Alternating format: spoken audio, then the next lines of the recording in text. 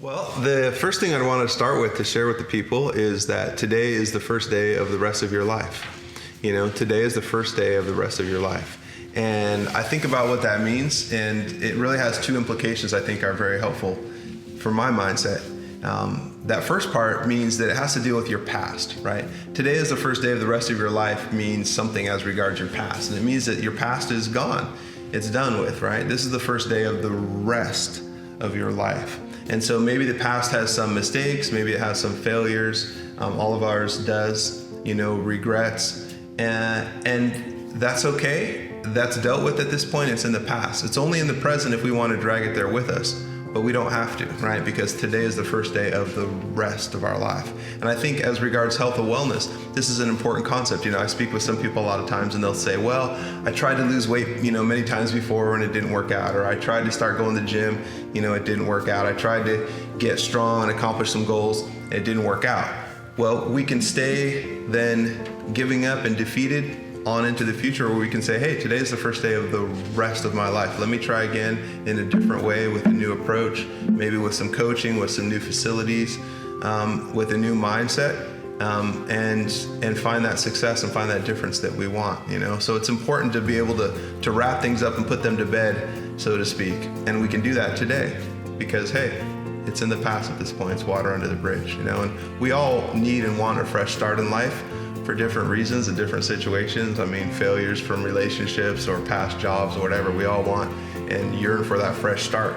And we can give that to ourselves if we realize it. God's given us today a new day. It's the first day of the rest of our life. And it puts things to rest from the past. The second implication I think about that statement that I find is it relates to the future, right? Because we're saying today is the first day of the rest of our life that's about to unfold.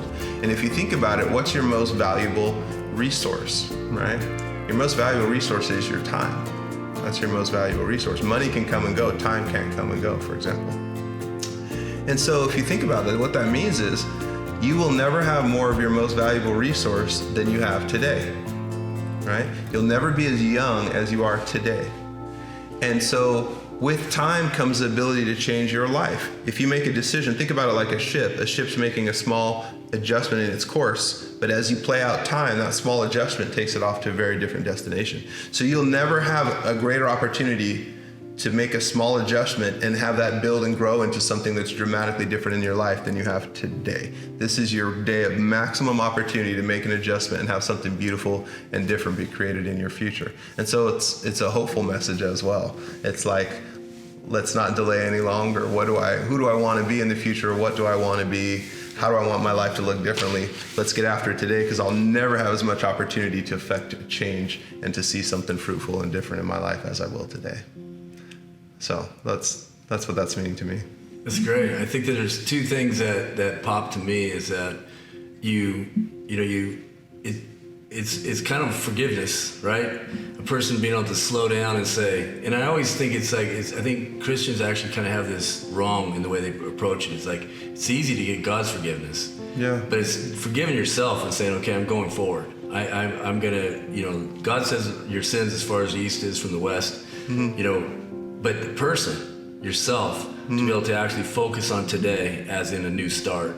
In our group, we say this can be the greatest week we've lived so far. Right. And because next week's going to be greater. But really, to let go of that past is like this personal forgiveness. And even like you're saying, even for fitness, even for health, it's the same. You have to let go.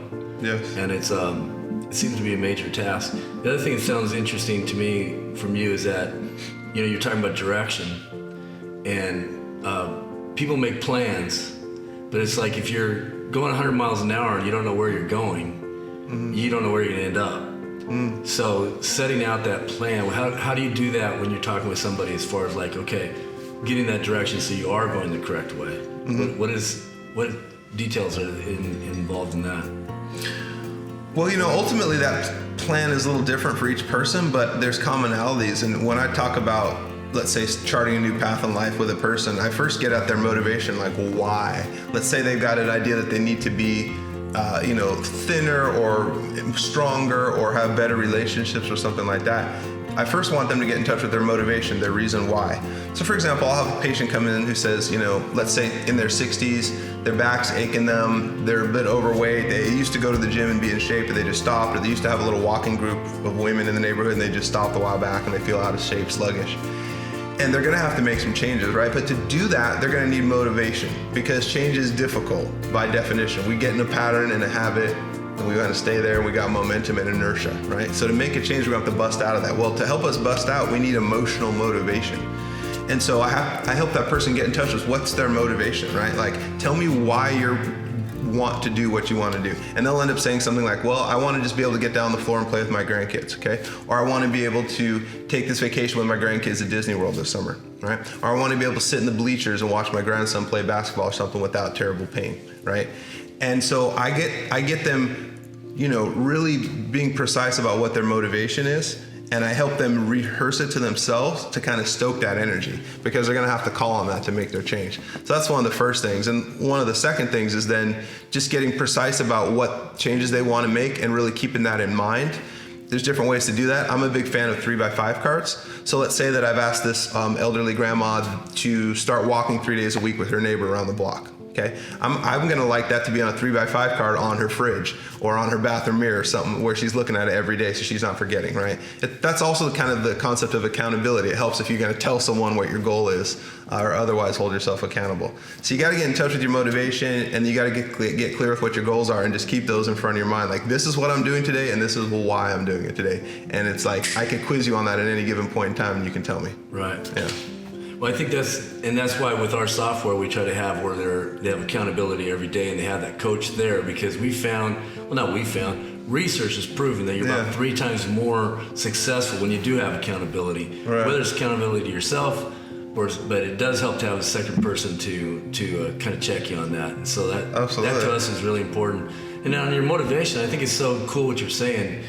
I found with people that I work with that they either come to us with purpose, meaning, like you said, I want to accomplish this. I want to get in shape for this reason. They come with that purpose, and they set off towards that purpose. And sometimes it's kind of esoteric in the way it's laid out, but they do have a purpose.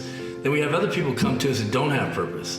And it's very interesting. I know from being sick myself, when you get sick, you get to where everybody's caring for you. You have cancer. And my wife used to say, I'm the cancer girl. Everybody looks at me and says, oh, I'm so sorry you have cancer. Can I help you? Can I help you? And everybody's helping them, which is wonderful. But the person starts saying, I don't have any purpose. I'm not helping anybody. I'm not doing anything. Right. And it seems like some of our clients and your patients will go forward, and then they start to gain purpose as they're going down, like you said, that road. Yes. And that's, so it's the motivation starts to almost develop as they go. Do you see that as well? Sure. I see that, and I think that question of purpose is really vital and important. It comes up a lot. So let's say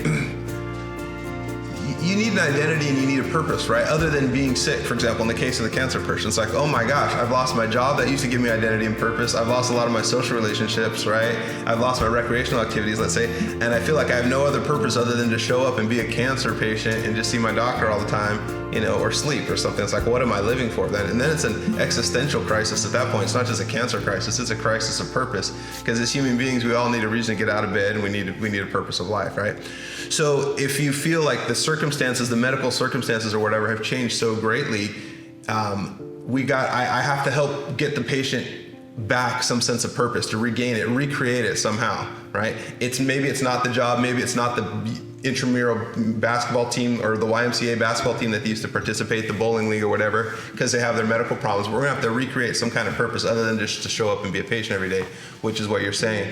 And ultimately, the most powerful, I think, and sustaining types of purposes have to do with serving other people. This is like the rocket fuel to the deal, right? If, it's one purpose, it's one thing to say, well, my purpose is going to be to get out of bed and,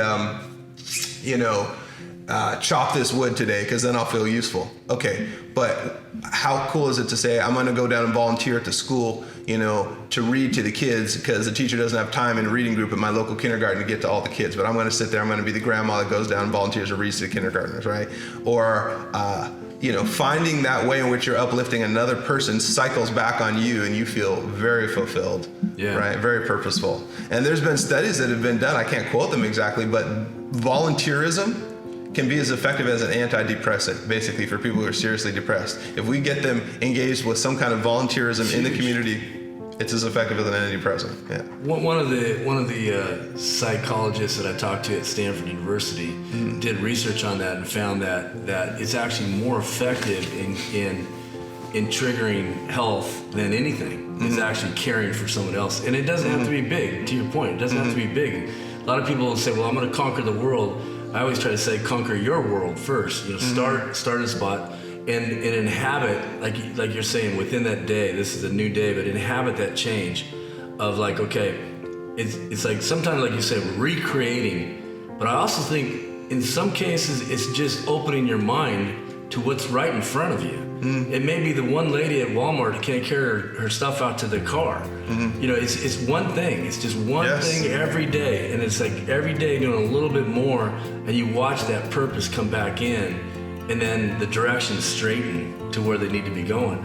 In our 7 elements, we talk about the different things of health, but I like to say purpose is the supernatural one. It's like everything else will get you so far, but until you get purpose, big or small, get purpose. That's the kind of the supernatural one that kind of propels everything. The best time to plant a tree was 20 years ago. The second best time is today. I think that's got some real deepness to it that I want to hear from you what that really means, but it's really cool. I just want to hear what you think it means. Well, thank you. Yeah, it's a Chinese proverb. I came across it sometime 2-3 years ago. I can't remember where, but it was very deep for me as well, right? The best time to plant a tree was 20 years ago. The second best time is today. And it's like, wow, that just hit me, And the first part, the best time to plant a tree was 20 years ago, is saying, we have to be thinking of our future, and you probably should have dealt with something, 20 years ago, and it would be ready and it would be fruitful for you now, and it maybe provokes a little bit of regret in my mind, like, oh goodness, I need to have a little more forethought and foresight, on into my future, right? But then the second best time is today. That's meaning, don't sit there and regret, right? Don't sit there and regretting, hey, I don't have this beautiful flowering tree sitting over me right now that's dropping fruit and creating shade, right? It's like, hey man, make a change now, right? You're gonna thank yourself in 20 years. It's kind of like that concept of what if you could go back and tell your 20-year-old self, how to live life and what to do, what would you want to hear he or she be doing, right? Now that you're in your 40s or your 50s, right? And it's like, well, that second best time is today for my next 20-year self. Right? What do I want to create for my future? So instead of just looking back with regret and like coulda, shoulda, woulda, it's like, hey, well, second best time is today, get on this, right? And to me, that's a call to action. It's really a call to action. And if you think about it, the only day that you can take action is today, right? This is your action day, right? Because yesterday has already happened. You can't take action in yesterday or anything in the past. The future, tomorrow, is just a concept if you think about it. Right? It's just an idea. We're assuming we're going to wake up tomorrow morning and things are going to roll. They probably will, but it's still a concept. You can't take action tomorrow. You can only take action in today. This is your action day, right? And so it's the idea of like seize the day, carpe diem, that kind of thing, and take some action today that in 20 years you're going to be thanking yourself for because you have a fruit tree sitting there, enjoying its benefits. Fantastic.